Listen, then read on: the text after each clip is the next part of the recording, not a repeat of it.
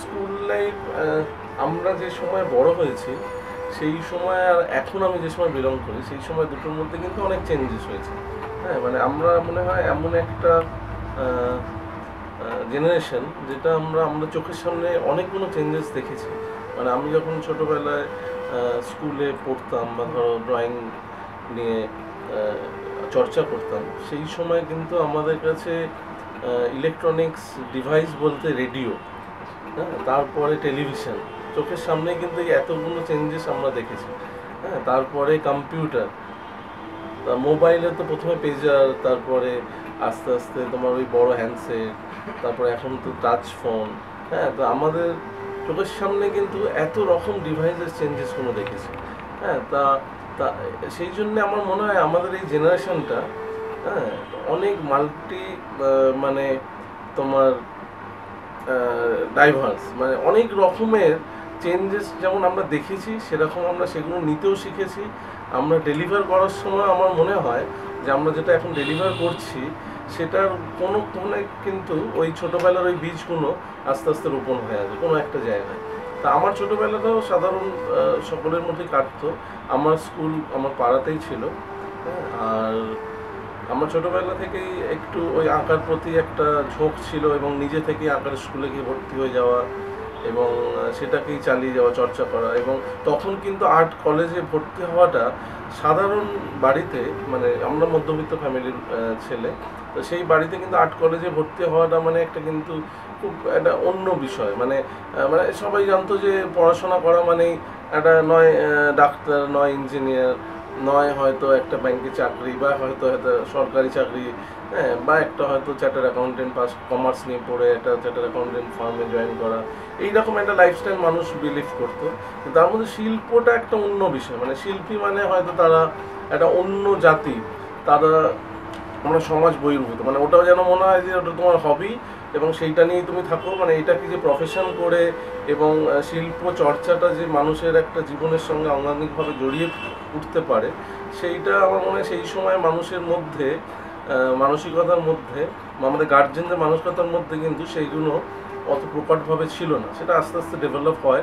এখন অনেক গার্জেনরাই ছোটোবেলা থেকে মনে করে যে বাচ্চাদেরকে এরকম শিল্প চর্চার মধ্যে যুক্ত করিয়ে দেওয়া, এবং আমার মনে হয় এটা এখন একটা প্রফেশন হিসেবেও লোকে চিন্তা করছে।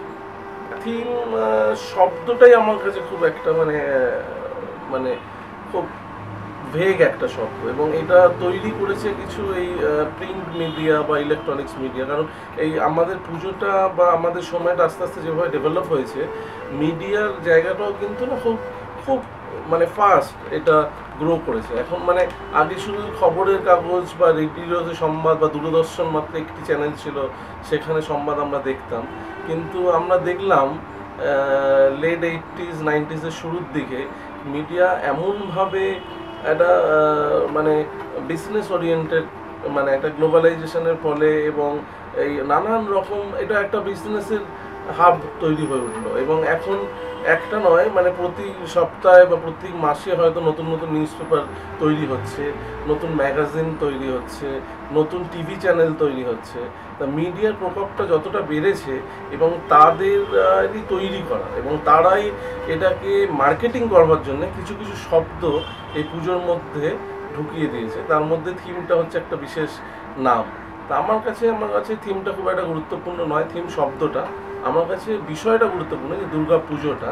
এবং এই দুর্গা পুজোয় আমরা যেটা করি, যে ডেফিনেটলি আমরাও দুর্গা পুজো করি, সেখানেও মানে ওই পুরোহিত প্রত্যেক দিনই পুজো করেন।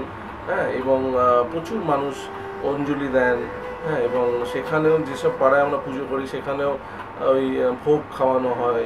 হ্যাঁ, মানে একটা যেটা আমাদের মনে হয় ওই আজ থেকে 30-40 বছর আগে বা পুজো যখন শুরু হয়েছিল, হ্যাঁ, তখনও পুজো পাড়ায় যেভাবে হতো এখনও সেইভাবেই হয় আমরা যেখানে পুজোটা করি। শুধু এখন চেঞ্জেসটা কি হয়, যে আমরা একটা কনসেপ্টকে ভিত্তি করে একটা পুজো করি, মানে একটা কনসেপচুয়াল আর্ট ফর্ম এর মধ্যে ঢুকে গেছে। এটা মানুষের অজান্তেই ঢুকেছে। মানে আমরাও যখন প্রথম পুজো শুরু করেছিলাম আমরা কোনোদিন ভাবিনি যে এখন আমি যে ধরনের পুজো করছি বা মানুষ যেভাবে এই পুজোটা এনজয় করছে, সেটা যে এইভাবে ড্রাস্টিক একটা চেঞ্জ হবে সেটা আমিও প্রথমে ভাবিনি। না, আমার মনে হয় অ্যাজ অ্যান আর্টিস্ট আমার এটা একটা ক্রিয়েটিভ স্পেস, এবং আমার কাছে ধরো আমি যদি আমার ক্যানভাসে আমি যখন ছবি আঁকি, হ্যাঁ, প্রতিনিয়ত কিন্তু মানে ওই ক্যানভাসটা বা আমার কাজটার সঙ্গে আমার যে একটা চ্যালেঞ্জ, এবং ওই যে গড়ে ওঠা এবং ভেঙে দেওয়া, আবার নতুন করে গড়ে ওঠা, এটাই কিন্তু আমার মনে হয় একটা শিল্পের বা একটা শিল্পীর প্রধান সত্তা। মানে সে কিন্তু ক্রমশ নিজেকে চেঞ্জ করতে থাকে রেগুলার। মানে এই ধরো আজকে আমি তোমার সঙ্গে কথা বলছি, কালকে হয়তো তুমি আমাকে ইন্টারভিউটা করলে আমি হয়তো আরো অন্য কথা বলতে পারতাম। মানে আমার ধরো প্রত্যেক মুহূর্তটা কিন্তু আমার কাছে কিছু পাওয়া, হ্যাঁ, এবং সেই পাওয়াটা আমি কিভাবে আমি নিজের মধ্যে নিচ্ছি আর কিভাবে ডেলিভার করছি, এটাই কিন্তু শিল্পী সত্তার একটা মনে হয় প্রধান লক্ষ্য হওয়া উচিত। এবং সেই জন্যেই প্রকৃত শিল্পী যারা, আমার মনে হয় প্রত্যেকেই তাদের ক্যানভাসের মাধ্যমে বা তাদের কাজের মাধ্যমে সেটা ফুটিয়ে তুলেছেন। তারা প্রতিনিয়ত নিজেদের মধ্যে এক্সপেরিমেন্ট করে চলেছেন। তাতে আমরাও আমার মনে হয় যে আমি যে পুজোর কাজটা করছি, এটাও আমার কাছে একটা ক্রিয়েটিভ স্পেস, হ্যাঁ, এটাও আমার কাছে একটা বড় ক্যানভাস, হ্যাঁ, এবং এটা অনেক বড় ক্যানভাস, যেহেতু এখানে সাধারণ মানুষ এখানে দর্শক হিসেবে ইনভলভ হয়, এবং তাদের কাছে আমার ভাবনা বা আমার অন্তর্নিহিত যে মানে শিল্প সংক্রান্ত যে চিন্তাভাবনা, সেগুলো এখানে আমি প্রকাশ করতে পারি।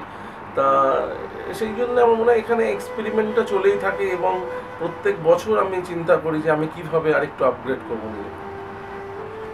থিম আর্টিস্ট যে আমি হব কোনোদিন, এটা আমি কোনোদিনই ভাবিনি। মানে থিম আর্টিস্ট, এই যে আবার থিম শব্দটা এখানে যুক্ত হয়ে গেছে। মানে কলকাতায় দুর্গা পুজোয় যে আমি কাজ করবো এইরকমভাবে এবং হার্ডকোর একজন প্রফেশনাল ডিজাইনার হিসেবে, সেটা আমি আজ থেকে 10 বছর আগেও ভাবতাম না। মানে আমি পুজো শুরু করেছি 1998, হ্যাঁ, তারপরে ধরো 2005 পর্যন্ত, মানে আমি যখন পুজো শুরু করেছিলাম তখন কিন্তু এটা আমি শখেই করতাম।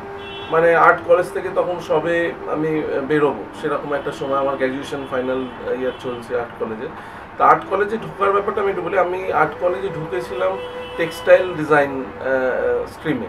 তা টেক্সটাইল ডিজাইনে কেন ঢুকেছিলাম, যে আর্ট কলেজে পেন্টিং ডিপার্টমেন্টে যে ঢুকতে গেলে যে ধরনের এন্ট্রান্স এক্সাম হয় সেটা প্রচণ্ড টাফ। তা আমি 2 বছর পরীক্ষা দিয়েছিলাম, আমি চান্স পাইনি পেন্টিং ডিপার্টমেন্টে। তারপরে আমাকে আমার যে শিক্ষক ছিলেন ড্রয়িংয়ে, উনি আমায় বললেন যে তুই আর্ট কলেজে ঢুকে যা, যে কোনো একটা ডিপার্টমেন্টে ঢুকে যা। কারণ টেক্সটাইল ডিজাইন কি আমি জানতাম না, মানে জাস্ট ঢুকতে হবে আর্ট কলেজে, সেই জন্য টেক্সটাইল ডিজাইনে একটু কম্পিটিশান কম হয়। তো সেখানে পরীক্ষা দিলাম এবং সেখানে ঢুকে গেলাম। তারপর প্রথম 2 বছর তো মানে ওই প্রিপারেটরি কোর্স যেটা আমাদের হয়, সব কিছু শেখানো হয়। তা সেখানে গিয়েও কিন্তু আমি টেক্সটাইল ডিজাইন সম্পর্কে না অতটা ডিটেলস কিছু জানলাম না। তারপর যখন আমি ডিগ্রি ইয়ারে ফার্স্ট ইয়ার গেলাম, ডিগ্রি ফার্স্ট ইয়ার মনে আছে, তখন আমি গিয়ে রিয়েলাইজ করলাম যে আমি ভার্কিস পেন্টিংয়ে যাইনি। মানে টেক্সটাইল ডিজাইনের মধ্যে যে রয়েছে, যে এসেন্সটা রয়েছে, এবং একটা আমার মনে হয় একজন আর্টিস্টের প্রথম ডিজাইনার হওয়া উচিত। মানে তার এই যে ডিজাইন কম্পোজিশন, হ্যাঁ, তার কালার ব্যালেন্স, তার হারমোনি, এইগুলো যেমন পেন্টিংয়ের জন্য খুব গুরুত্বপূর্ণ। হ্যাঁ, তা আমি যখন সেটা শিখেছি ওই ডিজাইন করতে গিয়ে, হ্যাঁ, সেটা আমাকে প্রচণ্ডভাবে শিল্পের দিকে অনেকটা এগিয়ে নিয়ে গেছে। আর একটা জিনিস হচ্ছে টেক্সটাইল ডিজাইনের অনেক রকমের মিডিয়াম আছে, মানে অনেকগুলো ওয়েজ আছে। যেটা পেন্টিংয়ে গিয়ে আমি ক্যানভাসেই ছবিটা আঁকছি, বা হয়তো আমি ফ্রেস্কো করতে পারি দেয়ালে, কিন্তু সেখানে ওই রং তুলির একটা সংমিশ্রণে কিন্তু পেন্টিংটা গড়ে ওঠে। কিন্তু টেক্সটাইল মিডিয়ামটা এমন, এখানে কিন্তু অনেকগুলো ওয়ে আছে যার মাধ্যমে আমি আমার এই ক্রিয়েটিভ ভাবনাটাকে মানে এক্সপ্রেস করতে পারি। তো সেটা আমার একটা টেক্সটাইল মিডিয়াম আমাকে সাহায্য করেছিল, এবং সেটা থেকে থেকে তখন কলকাতা শহরেও একটা বুটিক কালচার তৈরি হয়েছিল, মানে ড্রেস ডিজাইনিং, যেটা কিন্তু আমরা আমরা ভারতবর্ষের ধরুন দিল্লি বা বোম্বেতে এই ফ্যাশন ডিজাইন শব্দটা বা ফ্যাশন শব্দটা যতটা মানে আগে এগিয়ে গেছে, মানে যতটা ফ্যাশন কনসাস সেখানকার মানুষরা, আমাদের কলকাতার মানুষরা কিন্তু আমার মনে হয় অনেকটাই কম। মানে আমরা অনেক পরে আস্তে আস্তে সচেতন হচ্ছি যে পোশাকটাও আমাদের একটা আত্মপ্রকাশের একটা জায়গা, এবং সেটা একটা পোশাকের মাধ্যমেও একটা মানুষের নিজের অ্যাটিটিউড, নিজের ভাবনা সে প্রকাশের মাধ্যমে প্রকাশ করা যায়। তা সেটা আমরা অনেকটাই আমার মনে হয় আস্তে আস্তে এটা ডেভেলপ করেছি। তা আমি যখন কলেজ থেকে পড়ি সেই সময় বললে যে কলকাতাতেও এই বুটিক কালচারটা শুরু হয়েছিল ডিজাইনিং। তা আমারও একটা বুটিক ছিল সেই সময়। তা আমিও ওই ডিজাইন করতাম gents kurta and mainly women's saris. হ্যাঁ, তো সেই করতে করতে আমি আর আর্ট কলেজ এটাই চলছিল, মানে অ্যাজ এ ফ্যাশন ডিজাইনারই আমি ভেবেছিলাম যে আস্তে আস্তে এস্টাবলিশ হবে, মানে আমি নিজেকে সেই জায়গাটাতেই ভাবতেও চেয়েছিলাম। হ্যাঁ, তারপরে আমি আমার সঙ্গে আলাপ হয় ঋতুপর্ণ ঘোষের এই কাজের সূত্রেই, এবং তার ছবিতে আমি ইনভলভ হয়ে যাই অ্যাজ এ কস্টিউম ডিজাইনার সেই সময় থেকে, মানে কলেজ থেকে পাশ করার পরেই। সেটা আমার কাছে একটা বিশাল প্রাপ্তি, কারণ ওরকম একটা মানুষের সঙ্গে কাজ করতে পারাটা আমার কাছে মানে অনেক কিছু পেয়েছি ওনার কাছ থেকে। এবং আমার যে জীবনের যে কাজই আমি করছি ওনার অনেকটাই প্রতিফলন আমার কাজের মধ্যে রয়েছে। তা ওই ডিজাইনিংটা কিন্তু না, মানে ফ্যাশন ডিজাইনিংটা আমার কাছে অতটাই গুরুত্বপূর্ণ ছিল, কিন্তু সঙ্গে সঙ্গে কিন্তু কলকাতার পুজোটাও আমি কাজ করছিলাম, ওই কিন্তু শখে করছিলাম।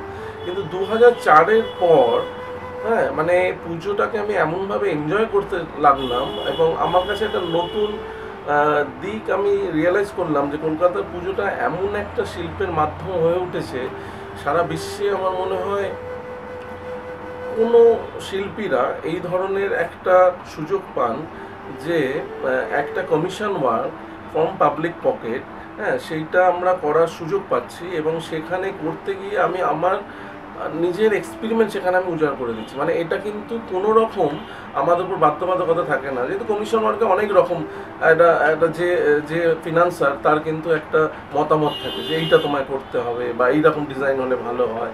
হ্যাঁ, কারণ সেটা এসে গ্রাফিক ডিজাইনার হোক বা একজন যে ফ্যাশন ডিজাইনার, তার কাছেও যখন ক্লায়েন্ট আসে তারও নিজস্ব একটা মত থাকে যে আমি এই ধরনের স্টাইলে বিশ্বাস করি বা আমি এই কালারটায় বিশ্বাস করি। কিন্তু পুজোর জায়গাটা এমন একটা জায়গা, সেখানে কিন্তু মানে যেমন একজন শিল্পী তার ক্যানভাসে ছবি এঁকে গ্যালারিতে এক্সিবিট করে, এখানে কিন্তু আমি আমার মনের ইচ্ছাটা সম্পূর্ণভাবে আমার নিজের মতো করে আমি ওই গ্রাউন্ডে গিয়ে এক্সপ্রেস করি এবং পাবলিক সেটা এনজয় করে। তা এটা একটা আমি তখন রিয়েলাইজ করেছিলাম যে এটা এমন একটা জায়গা আস্তে আস্তে তৈরি হচ্ছে, যদি এটা আমরা ঠিকমতো মানে এক্সপ্লোর করতে পারি, এটা কিন্তু কলকাতায় যে সকল শিল্পীরা শিল্পচর্চা করে বা বাংলায় যে সকল শিল্পীরা শিল্পচর্চা করে তাদের কাছে কিন্তু এটা খুব একটা মানে গুরুত্বপূর্ণ জায়গা হয়ে যাবে শিল্পের আগামী দিনে।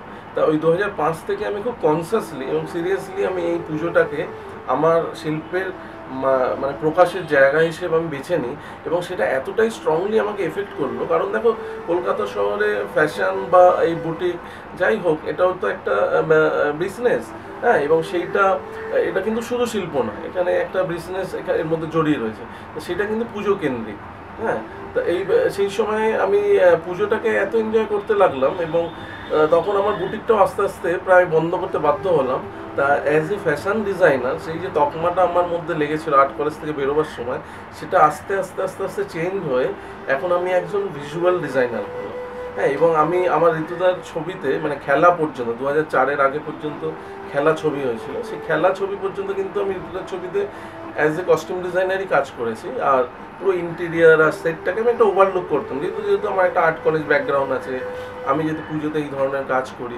কিন্তু 2004-এর পরে খুব মানে অন্যভাবে দেখলে এটা মানে মজার জিনিস, কলকাতা দুর্গাপুজো আমাকে আমার যেমন শিল্পের ভাষাটা আমি কোথায় প্রকাশ করবো সেই জায়গাটাও চেঞ্জ করে দিল, আমার একজন ফ্যাশন ডিজাইনারকে একজন মানে ভিজুয়াল আর্টিস্ট কীভাবে বানিয়ে দিল। হ্যাঁ, তো এটা কিন্তু আমার জীবনের একটা খুব বড় চেঞ্জ। এটা খুব একটা মানে ট্রিকি কোশ্চেন। আমি কোনো রকম ঠাকুরে বিশ্বাস করি না। আমার কাছে মনে হয় যে ঠাকুর বলে কোনো রকম অস্তিত্ব নেই, কিন্তু ডেফিনেটলি একটা জিনিস যেটা আছে সেটা একটা স্পিরিট আছে, সেটা মানে আমাদের সকলকে একটা ওয়েব লিঙ্কে মানে বাঁধছে। সেটা কীরকম আমি বলি, মানে আমরা এখন তো ওয়াইফাই দেখছি, হ্যাঁ, যে ওয়াইফাইয়ের মাধ্যমে কানেক্ট করা যায়। তা এইখানে মানে ধরো প্রত্যেক মানুষ, আমরা এত মানুষ চারিদিকে সরিয়েছি, এবং প্রত্যেক মানুষের যে সৎ প্রচেষ্টাগুলো কিন্তু না ওই একটা লিঙ্কের মাধ্যমে সঙ্গবদ্ধ হয়।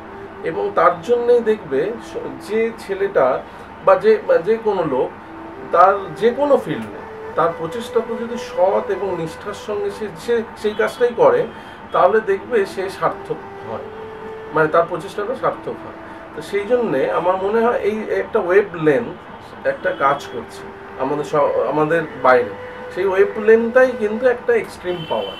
হ্যাঁ, তো সেইটা আমি বিশ্বাস করি। কিন্তু এই যে বলছো নিজের হাতে সৃষ্টি করছি, আমি মা দুর্গাকে সৃষ্টি করার কেউ নয়। আমি যেটা করছি, আমি একটা আমার থিঙ্কিং, আমার একটা থট প্রসেস, যার মধ্যে একটা চিন্তাভাবনা রয়েছে, একটা নিষ্ঠা রয়েছে, এবং একটা যেহেতু একটা পুজোকে কেন্দ্র করে হচ্ছে, সেই জন্য ডেফিনেটলি একটা ঠাকুর আমাকে তৈরি করতে হচ্ছে। হ্যাঁ, কিন্তু ওভারঅল আমি যেটা করি সেইটা হচ্ছে আমার কাজ। মানে সেখানে প্রতিমাটাও যতটা গুরুত্বপূর্ণ, সেইখানে ওই মানে প্যান্ডেলে ঢোকার সময় হয়তো সামান্য কিছু মানে একটা কোণে হয়তো কোনো ডিজাইনিং অ্যাসপেক্ট রয়েছে, সেটাও কিন্তু ততটাই গুরুত্বপূর্ণ আমার কাছে। সেটাও কিন্তু প্রতিমা, সেটা বাদ দিলে কিন্তু ওইটা কোনো মানে থাকবে না। তো সুতরাং আমার কাছে প্রতিমা পুরোটাই, হ্যাঁ, মানে আমার কাজটাই মনে হয় প্রতিমা। তা আর সেটাই হচ্ছে ওই পাওয়ারটা। আর সেইটা, আর তার কাছে কি চাইবো, মানে চাওয়াটা হচ্ছে কি বলতো, আমার মনে হয় আমার নিজের কাছে, যে আমি আমার কাজটা যেন সারা বছর এই মানে যতদিন বাঁচবো ততদিন যেন ওই নিষ্ঠা এবং ওই সততা এবং আমার যে কনসেন্ট্রেশন, মানে এতদিন যে পাওয়াটা, সেইটা যেন আমার কাজের মধ্যে প্রতিফলিত হয়।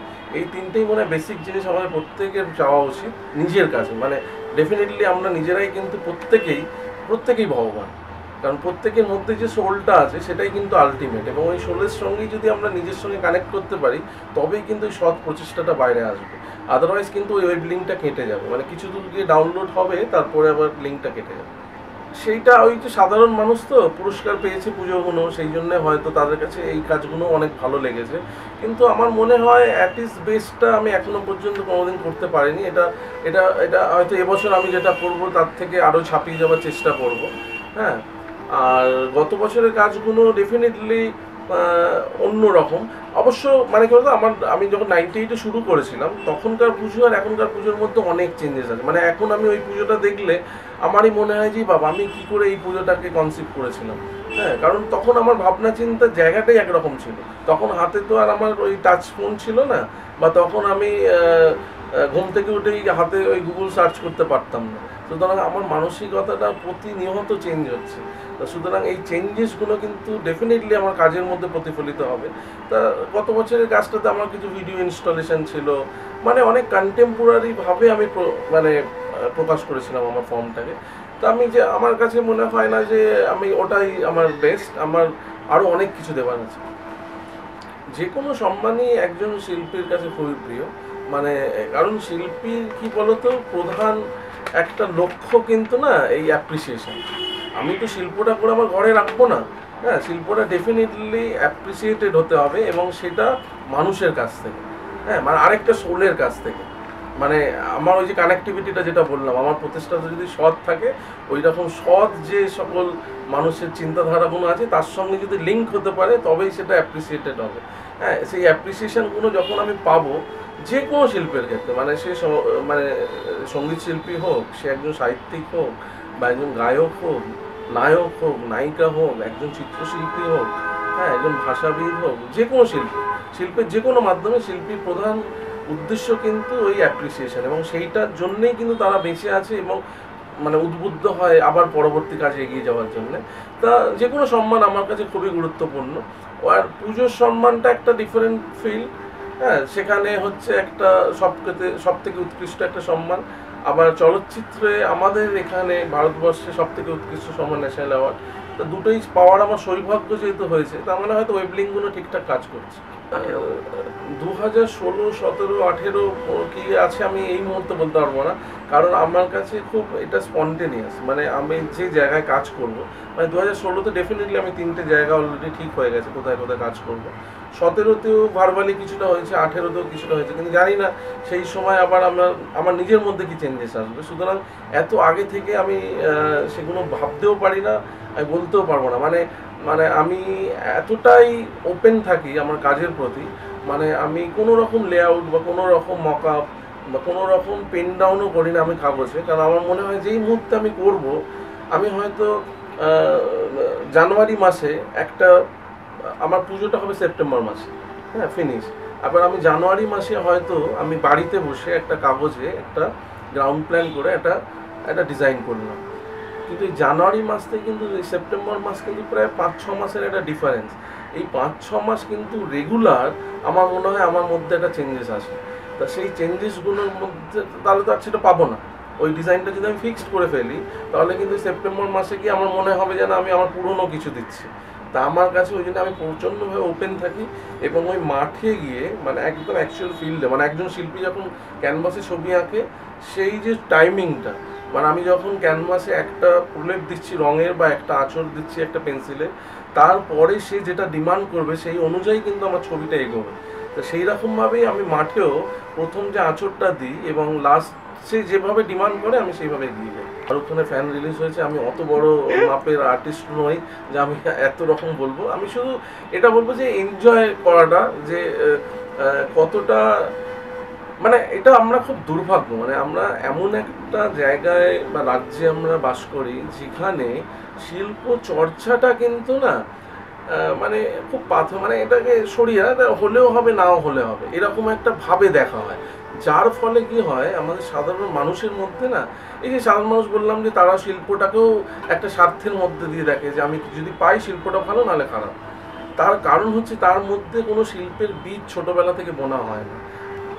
না হাস্যকর স্মৃতি কিনা জানি না, তবে অনেক রকমের এক্সপিরিয়েন্স বলতে পারো এগুলো এগুলো হয়েছে। মানে অনেক, যেহেতু আমার কি বলতো আমার আমার এই মানে কাজগুলো সব অনেকগুলো সেক্টরে ছড়িয়ে ছড়িয়ে রয়েছে। মানে আমি যখন কস্টিউম ডিজাইন করতাম বুটিক, সেটা আমি নিজেই ওন করতাম বুটিকটা, এবং আমি ডাইরেক্ট কাস্টমারের সঙ্গে ডিল করতাম, এবং কাস্টমার বলতে তো তখন সাধারণ মানুষ। হ্যাঁ, এবং আমি সাধারণ মানুষ এবং হয়তো কিছু শিল্পী বা হয়তো সিনেমার কিছু আর্টিস্ট, হ্যাঁ, তারা বা ডিরেক্টর, তারা আমার ক্লায়েন্ট ছিলেন, তাদের সঙ্গে একরকম ডিল করতাম। তারপরে যখন আমি সিনেমায় গেলাম, সেখানে একজন ডিরেক্টরের আন্ডারে কাজ করলাম, তখন কিন্তু ইন্টারাকশনটা আমার সঙ্গে ডিরেক্টরের হতো, এবং তার মনের ভাবটা আমি কি করে আমার ওই তিনি যেটা চাইছেন সেটা আমি কস্টিউমের মাধ্যমে বা সেটের মাধ্যমে কিভাবে আমি সেটা এক্সপ্রেস করবো, সেটা আরেক রকমের একটা শেয়ারিং। আর যখন আমি পুজোতে এলাম, এটা কিন্তু সম্পূর্ণভাবে চেঞ্জ হয়ে গেল। মানে এটাতে পুজোর ফিলটা কিন্তু শুধুমাত্র খুব কমন পিপুলরা এর সঙ্গে জড়িয়ে রয়েছে। মানে এই যে ক্লাব অর্গানাইজেশনগুলো যারা হচ্ছে মেনলি ফিনান্সিয়াল সাপোর্ট হিসেবে আমাদের সঙ্গে কাজ করছে, এবং ডেফিনেটলি কলকাতার পুজোতে এটা বাদ দিলে চলবে না যে শিল্পীরা যেমন তাদের ভাবনাটা নিয়ে কাজটা এগিয়ে যায়, সেরকম ওই অর্গানাইজেশনগুলোও যদি সঙ্গে না থাকতো, কারণ এটা একটা মিলিত প্রচেষ্টা, দুজনের যৌথ প্রচেষ্টায় এই পুজোটা যে এই জায়গায় গেছে।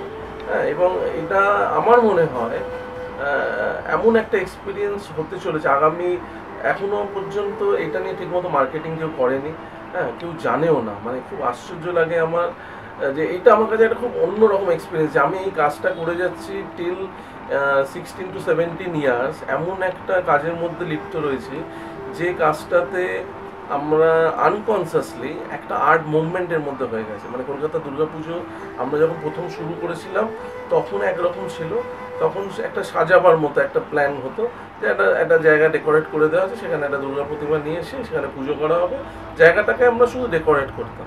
কিন্তু এখন কিন্তু একদম সম্পূর্ণ অন্য একটা শিল্পের আঙ্গিকের সঙ্গে যুক্ত হয়েছে, যে একটা temporary site specific art installation বলতে আমরা যেটা বুঝি, সেইটা কিন্তু এখানে আমরা করছি, এবং এইখানে আমাদের শিল্পের ভাষাটা সাধারণ মানুষের সঙ্গে কিন্তু ইন্টারাক্ট করছে। তা এইটা আমার কাছে একটা খুব অন্য ধরনের এক্সপিরিয়েন্স, এবং এইটা যেহেতু কলকাতায় শিল্পের ভাষার মধ্যে একটা নতুন চেঞ্জেস এনেছে, হ্যাঁ, এটা কিন্তু আমার মনে হয় আগামী দিনে আমাদের চারুকলার যে ইতিহাস তার মধ্যে একটা অন্যরকমভাবে স্থান করে নেবে। আর এটাকে হাস্যকর বলবো না, এটা খুব সিরিয়াস একটা এক্সপিরিয়েন্স, এটা আমার মনে হয়। সেই জন্যই আমি এতটা সময় আমি কলকাতা পুজোর জন্য ইনভলভ করি। আর হাস্যকর এক্সপিরিয়েন্স প্রচুর আছে, প্রচুর। এগুলো মানে যেহেতু কমন পিপলের সঙ্গে ইন্টারাক্ট করতে হয় প্রতিনিয়ত, যতদিন মানে যেদিন থেকে কাজ শুরু হয় আর যেদিন কাজ শেষ হয় সেদিন প্রত্যেক দিন নানান রকম অভিজ্ঞতা হয়। যেমন খুব মানে মানে সেই আমার যখন প্রথম কাজ শুরু করছিলাম তখনও একই অভিজ্ঞতা, আজকেও একই অভিজ্ঞতা। যখন কীরকম মানে যখন আমি কাজটা শুরু করি আমি কিন্তু কোনো ক্লাবকেই বা কোনো কর্মকর্তারা জানি না আমি কী করব, সুতরাং তাদের সামনে একটা ফাঁকা জায়গায় একটা স্পেস একদম সম্পূর্ণ ডিফারেন্ট ওয়েতে গড়ে উঠছে, এবং সেটা আমিও কোনোদিন দেখিনি, তারাও কোনোদিন দেখেনি। এবং যখন আলটিমেট আমার ফিনিশ হলো তারা কিন্তু প্রচণ্ড এক্সাইটেড। হ্যাঁ, কিন্তু এই যেহেতু পুজোটা এই জায়গায় আসার পিছনে পুরস্কারটা খুব গুরুত্বপূর্ণ জায়গা, তা পুরস্কার যদি ওই পুজোটা না পায় ওই সুন্দর কাজটাই ঠিক ততটাই কুৎসিত হয়ে যায় সাধারণ মানুষের কাছে। সুতরাং এইটা মানে শিল্পটা সাধারণ মানুষের কাছে যে কতটা নগণ্য, এটা কিন্তু তার একটা খুব মানে চমৎকার উদাহরণ। মানে তাদের কাছে শিল্প বলতে কিচ্ছু নেই, তারা সৌন্দর্য বোধ কিছুই জানে না। মানে এটা আমি বলছি জানে না মানে তারা সব কিছু বোঝে, কিন্তু তাদের কাছে একটা স্বার্থ সবসময় কাজ করে। মানে আজকে আমি শিল্পটা দেখবো, ভালো বলবো, কেন বলবো, তার এগেনস্টে কি আমি কিছু পাচ্ছি? যদি আমি পাই তবেই এটা ভালো, নাহলে ঠিক আছে শোষো, মানে চলেছে। কিন্তু যদি একটা খুব বাজে জিনিস, বাজে হয়তো আমার পছন্দ হয়নি কোনো কাজ, কিন্তু সেটা হয়তো পুরস্কার পেয়ে গেছে সামো কোনো রকমভাবে, সেই কাজটা হয়তো অনেকেই খারাপ বলেছিল, কিন্তু যেহেতু পুরস্কার পেয়েছে পর মুহূর্তে সেই সকল লোকগুলোর কাছে এটা চমৎকার, এবং তার কাছে তার ভেতর থেকে তারা ওই সৌন্দর্য বোধগুলোকে বার করে করে নিয়ে আসছে। হ্যাঁ দেখেছিস এইটা এত ব্যাকা, কেন ব্যাকা করেছে জানিস? যে এত ব্যাকা করেছে বলেই এত সুন্দর, ওনার কত সাহস যেটা বেঁকিয়ে দিয়েছে। কিন্তু আলটিমেট যদি পুরস্কার না পেতো তখন ওই ব্যাকাটা কিন্তু প্রচণ্ডভাবে মানে ব্যাকাই হয়ে থাকতো, আরও ব্যাকা বেড়ে যেত। তা সাধারণ মানুষের শিল্পবোধটা যে কতটা, সেটা কিন্তু এই আমরা পুজো যেহেতু করতে যাই এটা থেকে আমি খুব প্রকটভাবে এটা বুঝতে পারি।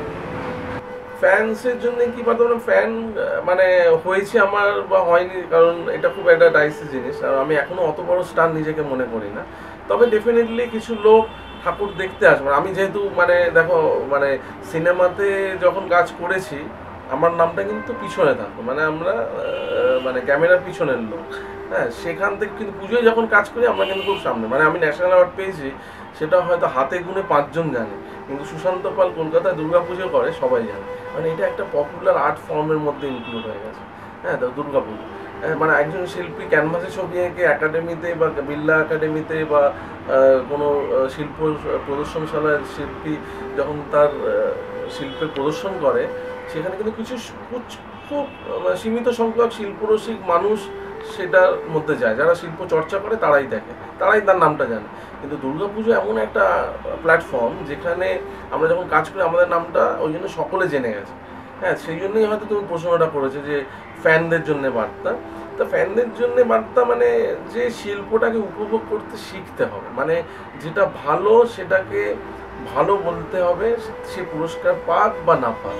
হ্যাঁ, সেইটা মানে সেই চর্চাটার মধ্যে থাকতে হবে, যে জানতে হবে। আর এখন তো খুবই সুযোগ মানে সুবিধা, যে কারণ যেহেতু তোমার ইন্টারনেট, হ্যাঁ, হাতের মধ্যেই ঘোরাফেরা করে, সুতরাং সারা বিশ্বে কী ধরনের কাজ হচ্ছে শিল্প নিয়ে সেটা দেখার সুযোগ থাকছে। হ্যাঁ, তো সুতরাং সেটা অ্যাক্সেস করা খুব সুবিধা।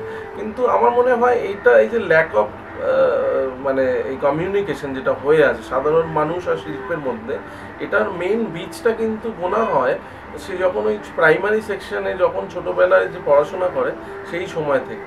মানে আমরা যে জেনারেশনে এখন বিলং করছি, আজ থেকে মানে এখন যাদের 35, 40, 50 বছর বয়স, তারা যখন ছোট ছিলেন, হ্যাঁ, তাদের কিন্তু মানে শিক্ষার ক্ষেত্রে কিন্তু এই শিল্প বিষয়টা খুব মানে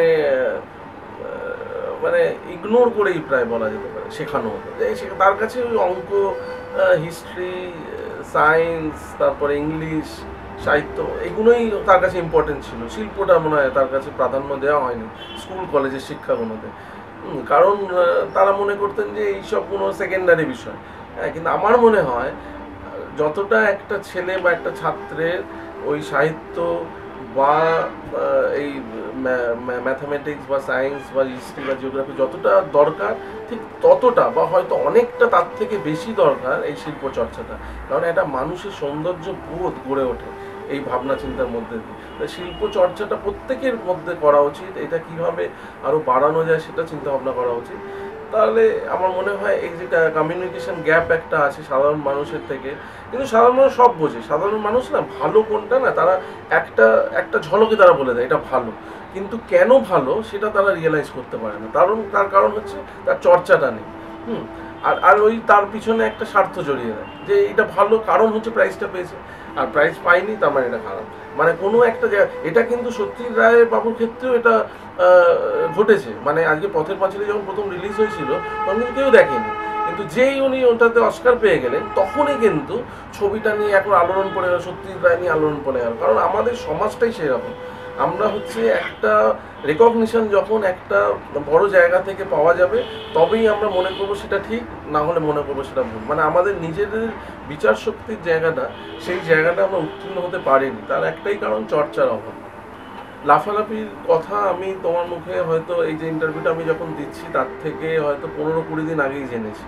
হ্যাঁ, তারপর আমি একবার দুবার ওই সাইটে গিয়ে দেখলাম, কয়েকটা ইন্টারভিউ রয়েছে। এবং তোমাদের এই যে প্রচেষ্টা, এইটা এই যে কমিউনিকেশন গ্যাপ, হ্যাঁ, সেইটাকে মেটাতে হয়তো কিছুটা সাহায্য করবে। কারণ আমরা যেভাবে দেখি সমাজটাকে, বা তোমরা যাদের ইন্টারভিউ করছো তারা ডেফিনেটলি তাদের কাছে যে ওয়াইফাইটা আছে তারা একটু স্ট্রং।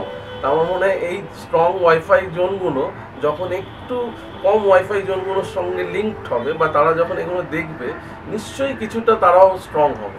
তা এই বার্তাটা মানে তোমরা খুবই প্রশংসনীয় যে এই ধরনের একটা কাজ করছো, এবং বিনা স্বার্থে, যেটা কিন্তু খুব ইম্পর্টেন্ট। যে সবাই আমরা স্বার্থটা করি যে এটা করে আমি কি পাবো, ইরেসপেক্টিভ অফ দ্যাট, সেই স্বার্থটা ছাড়া এরকম একটা প্রচেষ্টা করা, এটা খুবই প্রশংসনীয়। এবং আমার মনে হয় তোমরা তোমরা যে তিনজন আমার কাছে এখন ইন্টারভিউ নিচ্ছ, তোমরা যে জেনারেশনে বিলং করো, আমার মনে হয় এই জেনারেশনটা খুব পাওয়ারফুল একটা জেনারেশন। যে তোমরা না যখন বড় হচ্ছ, তোমাদের সামনে একটা ওপেন ওয়াইডেড পুরো দরজা তোমাদের সামনে ওপেন হয়েছে, মানে তোমরা দেখতে পাচ্ছ পুরো বিশ্বে কি হচ্ছে। তা তোমরা সেই জন্যই হয়তো অনেক নতুন ভাবতে পারো।